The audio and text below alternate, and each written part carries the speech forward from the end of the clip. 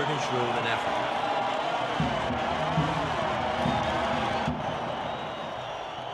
In its place, a new Zimbabwean flag rises as the 50th independent nation of Africa is born. For the country named after its founding father, Cecil Rhodes, Zimbabwe's independence marks the end of an era. The pioneers who followed Rhodes here nearly a century ago were lured with promises of gold and land. Their dream was to turn this part of Africa into a Little England. They named their streets after royalty, but their attachment to their homeland created problems as well. Unkind critics called them the lost white tribe of Africa and called their country the sanctuary of the second rate.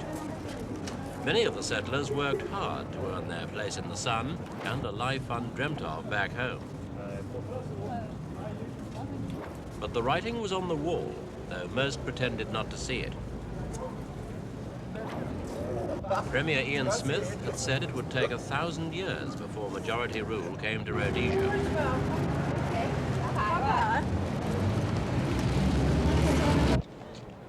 In a country where whites are outnumbered 25 to 1, Ian Smith's illegal UDI rule was doomed from the start. And yet for 15 years, despite world sanctions and a brutal guerrilla war, Rhodesia's whites desperately held on, reluctant to yield all that they had striven for.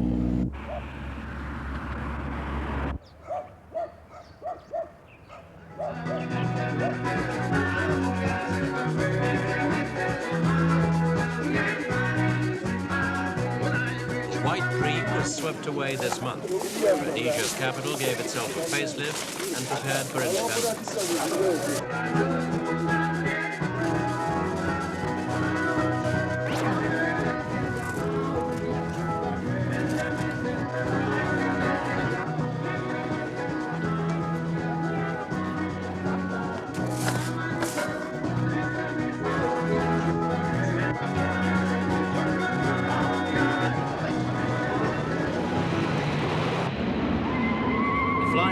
By the Rhodesian Air Force marked the momentous occasion. The British Crown was returning legality to Rhodesia. Since 1960, no member of the royal family had set foot on Rhodesian soil. Now the Prince of Wales came to represent the Queen. These, Your Royal Highness, The mood was jovial as the Minister of Finance was introduced as the Minister without Finance. We're in an order. They can deliver it on time. And as Prince Charles's motorcade drove into Rhodesia, it was obvious that everyone, both black and white, was eager to forget the past. Even in revolutionary bushland, they shouted, "Charlie, Charlie." It was as if the long years of rebellion had never been.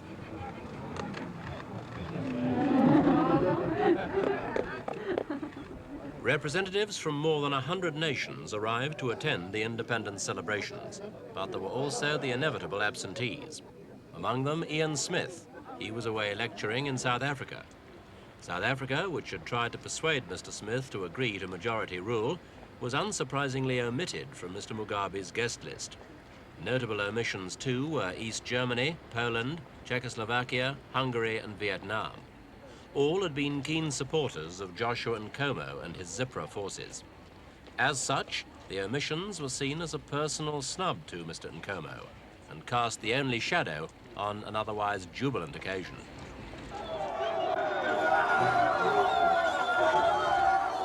While most of the country's 220,000 whites stayed at home, hundreds of blacks tried to storm Rufaro Stadium to watch the independence celebrations. Few people would have predicted last April that within a year, Zimbabwe would be independent, a 7-year guerrilla war in which 27,000 people died would end so smoothly, and that a high Tory government would oversee the rise to power of Mr. Robert Mugabe, an avowed Marxist. And yet, that's what happened. Mr. Mugabe's massive election victory dispelled the threat of civil war and made the transfer of power easier. Forces that were fighting each other a few months ago joined together as Zimbabwe's national army.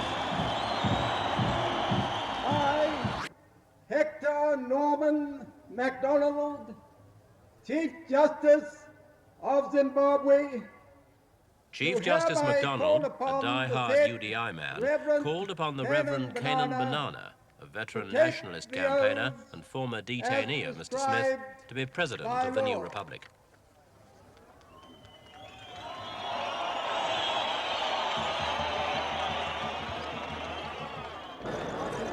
I, Canaan Banana, do swear that I will be faithful and bear true allegiance to Zimbabwe and observe the laws of Zimbabwe. So help me God.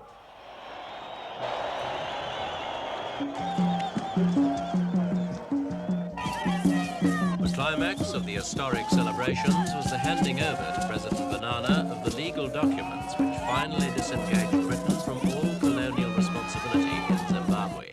It is my very great privilege to hand to you these constitutional instruments, the symbol of your independence.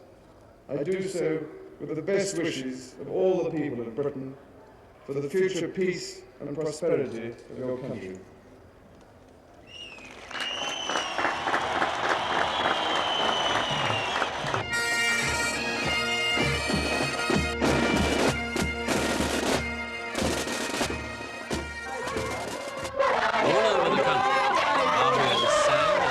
Through the night.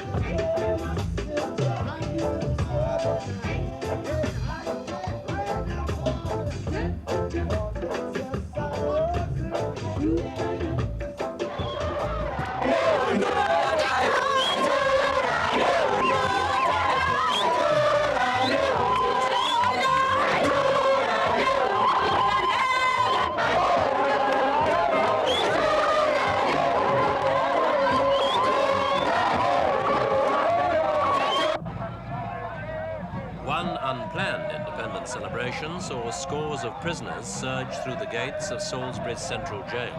They were soon rounded up and back behind bars. But in one of his first acts as Prime Minister, Robert Mugabe announced an amnesty for 9,000 prisoners. This means Zimbabwe's prisons will be, at least for the time being, the most underpopulated in the world. And also to Lord Soames and Lady Soames. Mr. Mugabe's tribute to Lord Soames was one of the most moving and remarkable. In the space of 4 months, a relationship begun in distrust had ended in mutual high esteem. Prime Minister, with your leadership, which I have come to admire enormously in these past few weeks, your strength of character, your leadership, the fact that you know exactly where you want to go. Lord Soames's confidence in Mr. Mugabe was echoed throughout the Western world. Mr. Mugabe had surprised everyone by preaching reconciliation and not revenge. And day in, day out, we fought a raging battle of words and tactics. We could actually participate in free and fair elections, but there it was.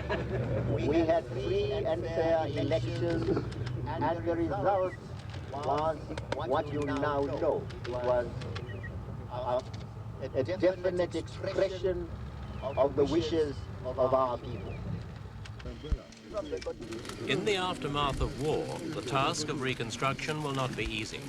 A major problem facing Mr. Mugabe, who was also Minister of Defense, is the amalgamation of 3 different armies: his Zanla, Joshua Nkomo's Zipra, and the White Rhodesian forces. The big question mark is whether Mr. Nkomo, the erstwhile father of Zimbabwe, will settle for a minor role in the new government. A powerful force in Zimbabwean affairs, Mr. Nkomo has so far shown great restraint.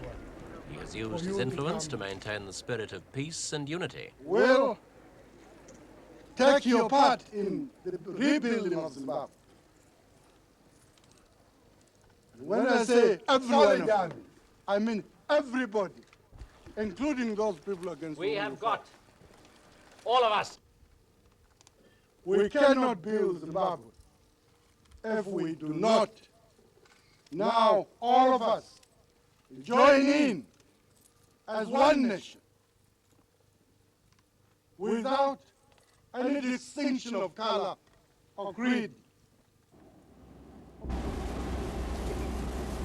If Mr. Mugabe has to tread carefully with his former rivals, he has to be even more careful with his former enemies, the white minority, and particularly the white farmer. With almost 1 million people waiting to be resettled, Zimbabwe's dependence on the whites is greater than ever.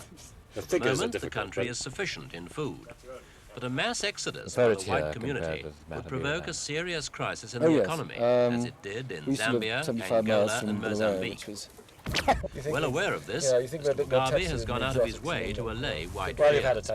He has appointed 2 whites to the sensitive posts of agriculture and industry, and he has promised not to introduce radical changes too quickly.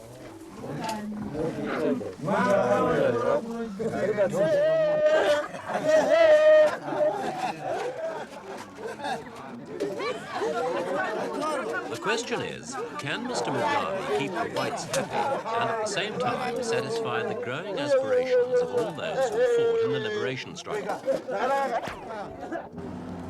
Right now, Zimbabwe is as fragile a nation as ever set out on the hard road from independence.